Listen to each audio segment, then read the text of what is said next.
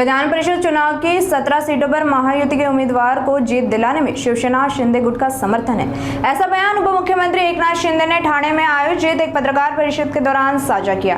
आगे शिंदे ने छत्रपति संभाजीनगर का उदाहरण देते हुए भाजपा बनाम शिवसेना उम्मीदवार को पीछे लेने की बात की पुष्टि कर डबल इंजन सरकार की 17 सीटों पर विजय की बात दोहराई। म्हणून मी सांगितलं, नाशिक आणि जळगाव हे दोन्ही जे काही विधान परिषदेचे मतदारसंघ आहेत त्या ठिकाणी देखील चर्चा सुरू आहे आणि त्यात देखील पॉझिटिव्ह चर्चा आहे। नाशिकच्या जागेवर जर माघार घेतली तरच जळगावच्या जागेवरती माघार घेतलं असं गणित झालं।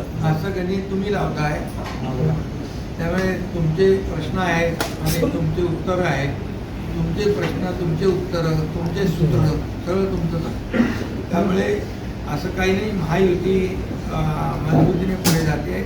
महायुतीचे 17 ते 17 उमेदवार निवडून आणण्याचं काम आम्ही करणार आहोत। नाशिकमध्ये नेमकं काय होतंय? आता परवा बघा किती रायगडला देखील आमचे महेंद्र दळवी, थोरवे, भरत गोगावले यांनी पाठिंबा दिला।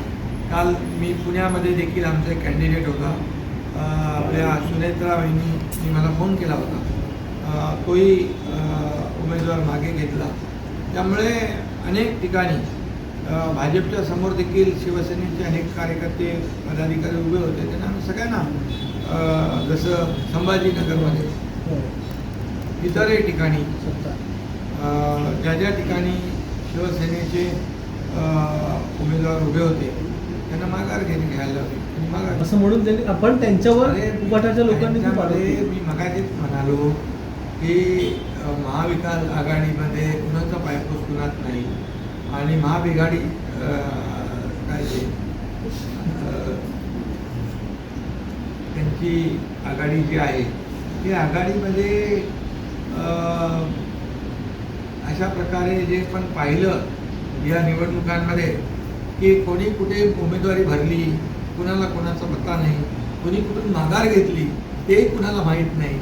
आणि या सगळ्या गोष्टी ज्या आपण पाहिल्यात, मी त्याच्यावर जास्ती काय भाष्य करू इच्छित नाही।